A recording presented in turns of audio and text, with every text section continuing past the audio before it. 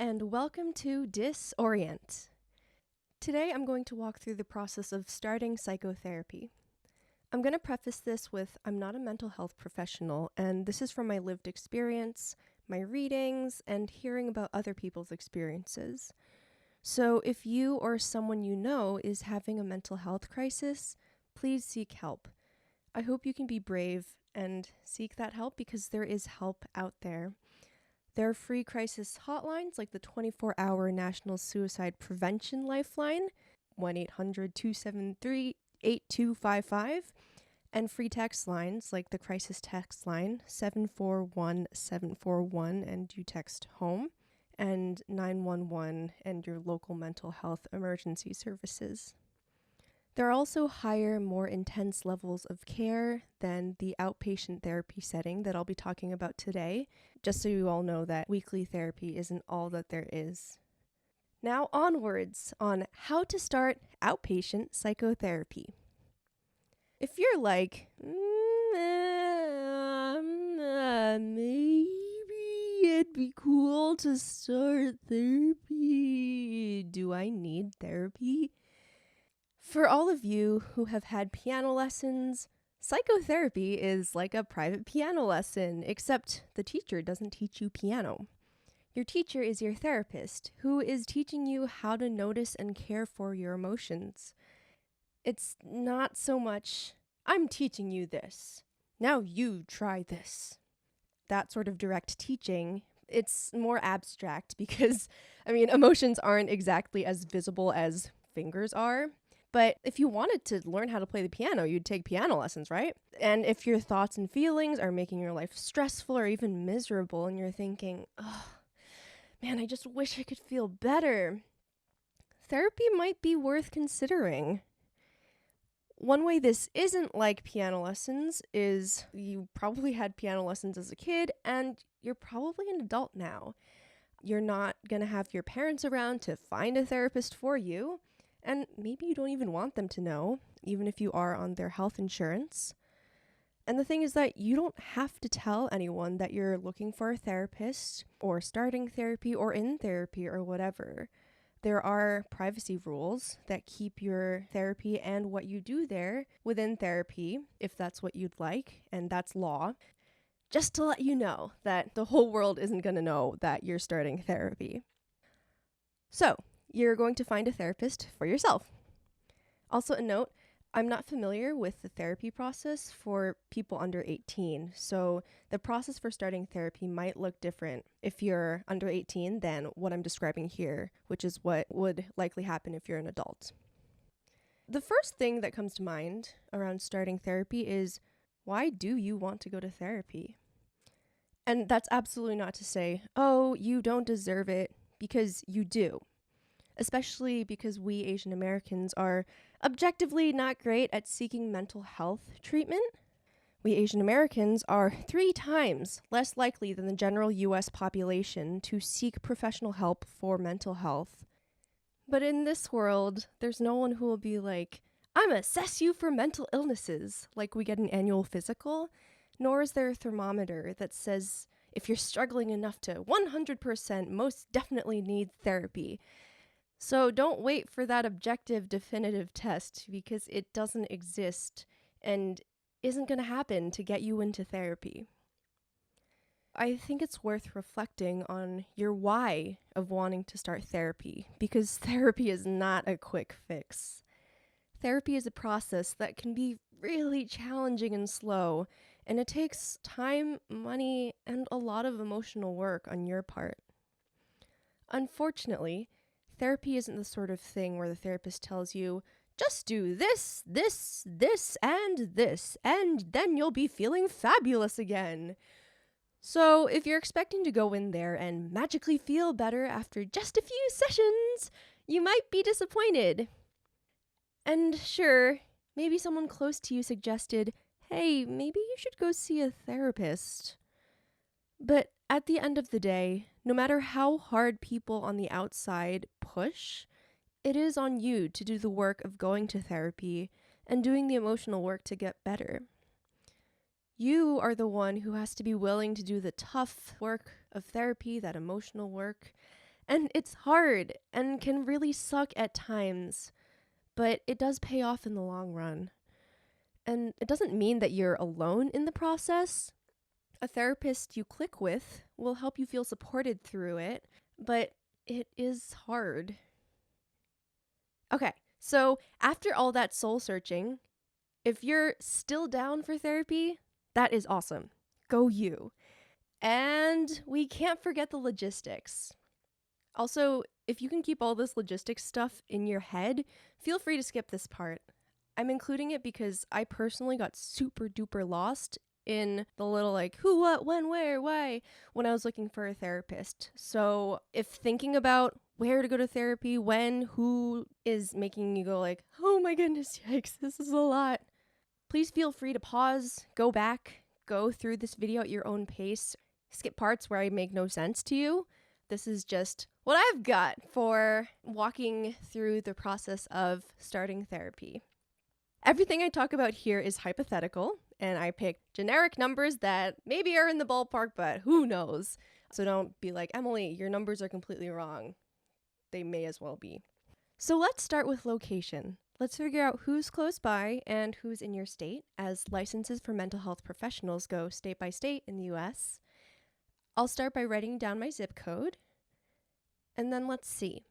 How far am I willing to travel to go to therapy? Say 30 minutes max by car or bus. Cool. And then what are some other ways I can get to therapy? I guess I can walk if it's super close.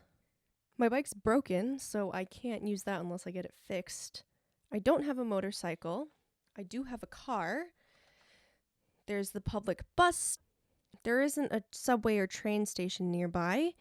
And I guess if for some reason my car breaks down, I can ride share.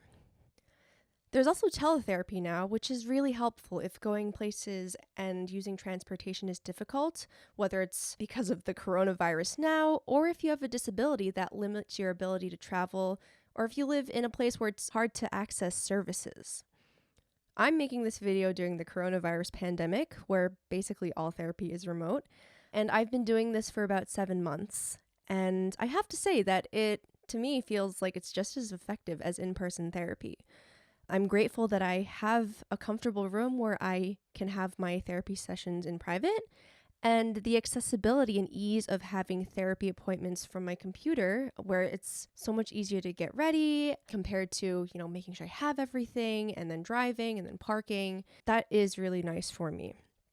There are also texting therapy services, and I personally haven't had experience with this at this point, but I know it does exist, is legitimate, and can be very helpful if texting would be a more useful mode of communication for you. But in this therapist search, I want real-time in-person sessions in a non-coronavirus world, so I'm going to call the remote options my plan B and C. So back to plan A. Money things. Let's see, I have incredible insurance, health insurance, and let's say I went onto the website, which can be hard to navigate, or I called to ask about mental health benefits under my plan, and it turns out that psychotherapy is covered with a $23 copay and a out-of-pocket and deductible cap of $2,345. So if I find a therapist who takes insurance, that'll be nice. But I guess I don't want to limit myself to only therapists who take insurance. So I looked at my finances and I calculated that I can pay a max of $123 a week for therapy. In the area that I live in, that's pretty average. This is hypothetical. So if I find a therapist I like who doesn't take insurance and charges more than this, I can ask if they do sliding scale, because I do think I need weekly therapy.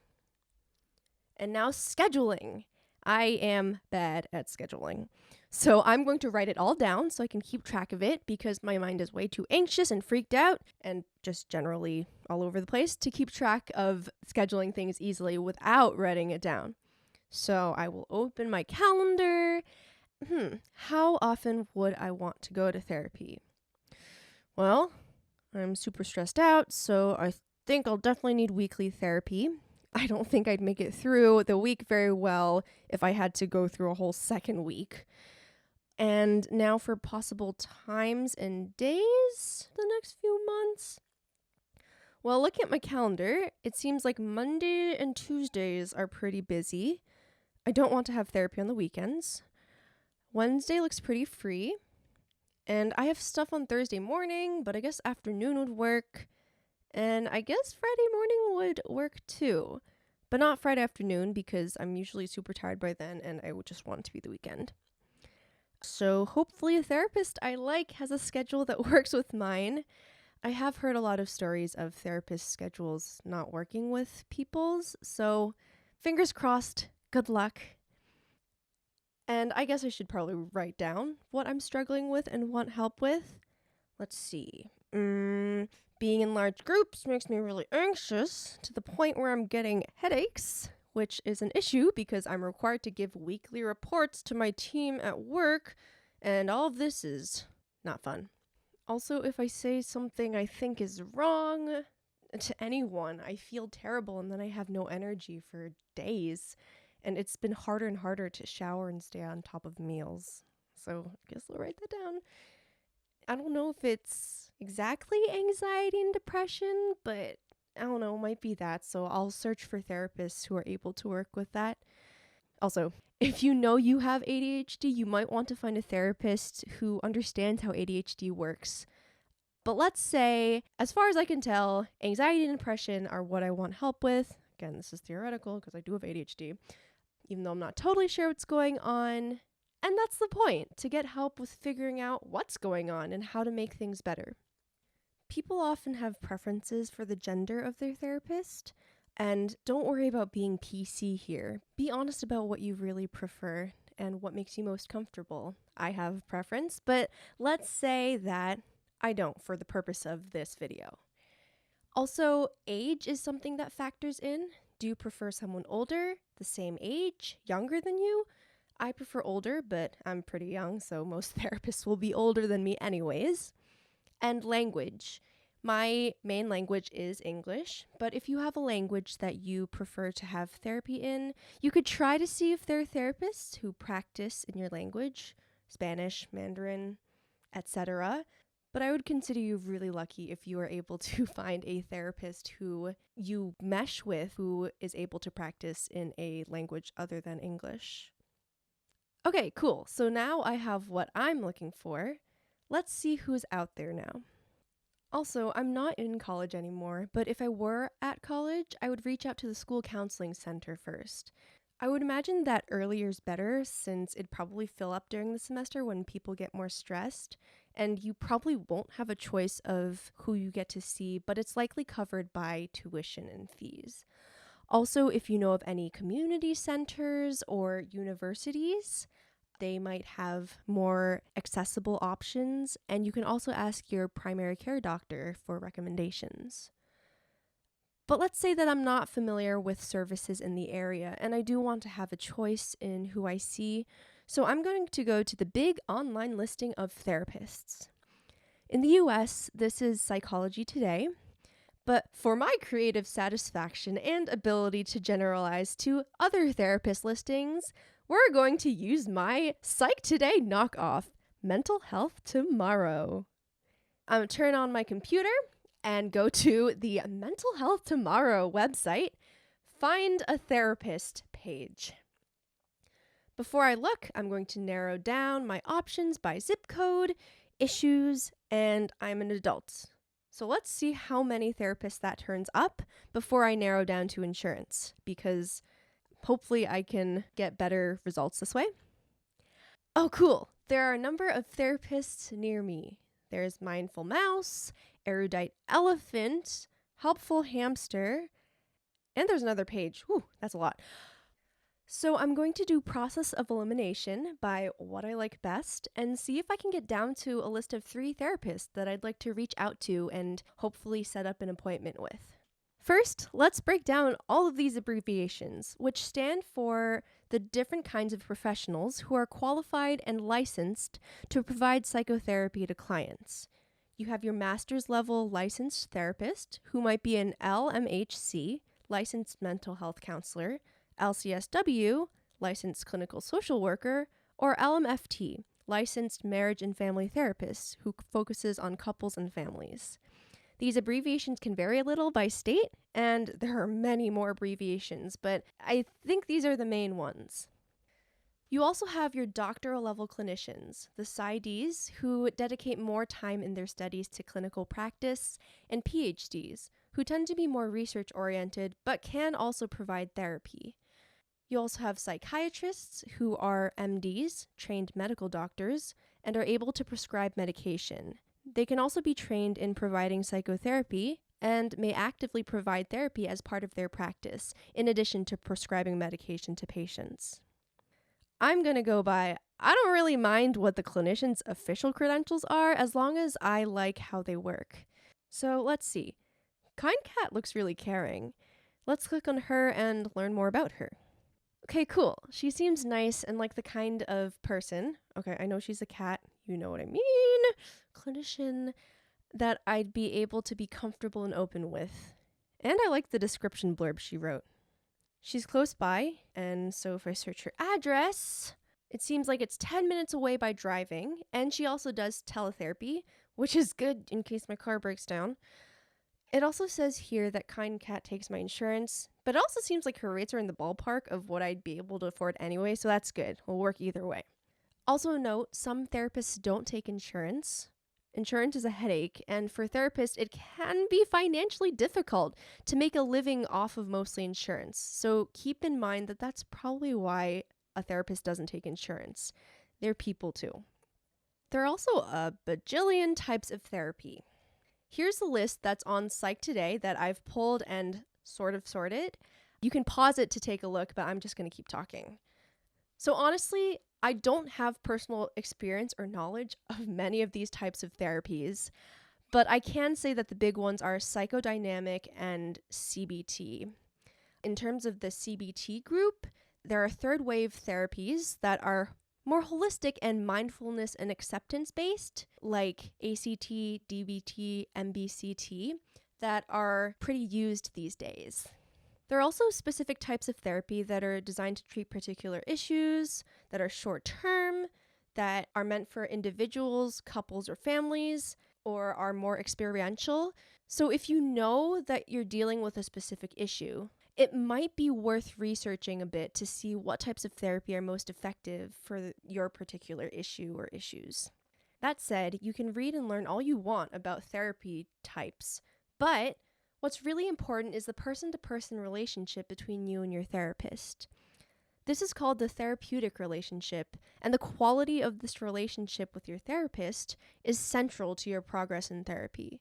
You could have the most brilliant, highly educated therapist, but if you don't get along with them, therapy is not going to work nearly as well as if you did therapy with a therapist you really clicked with. All right, back to therapist hunting. So I like that Kind Cat looks kind and is female. She seems like she's on the younger side, but she's definitely older and wiser than me, so that's a go. I also do this thing where I look at their headshot, and if I like their face, if their face makes me feel warm and secure, then I'm probably way more likely to feel comfortable working with them. It sounds completely bonkers, but it actually has helped me feel more at ease, even before meeting the clinician at my first appointment. I like Kind Cat's smile, and I feel like I'd be able to talk to her, even if I felt really nervous. And I go into a lot of therapy appointments really nervous. So also, since all these buddies are animals, I'll just mention that for us Asian Americans, race can be a factor in choosing a therapist. Maybe you do want a therapist who is Asian American or a person of color who can maybe understand the experience of being a person of color. Therapists of color definitely exist, and that experience can be so incredibly empowering to feel deeply understood.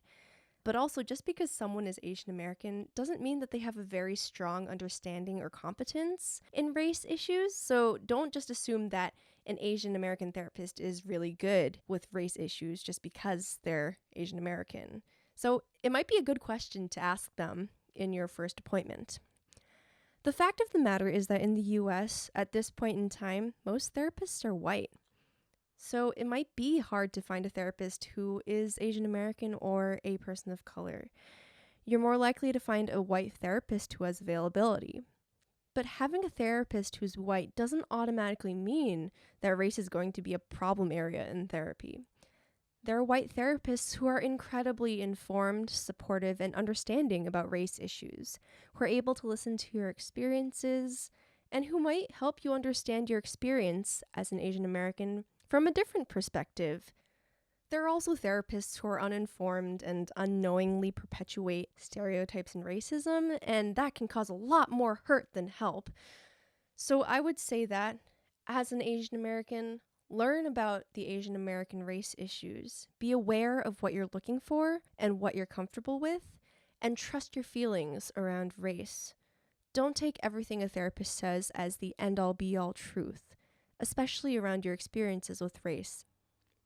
So, I like Kind Cat, so I'll write down her email because phone calls make me nervous, and then I'll draft my email.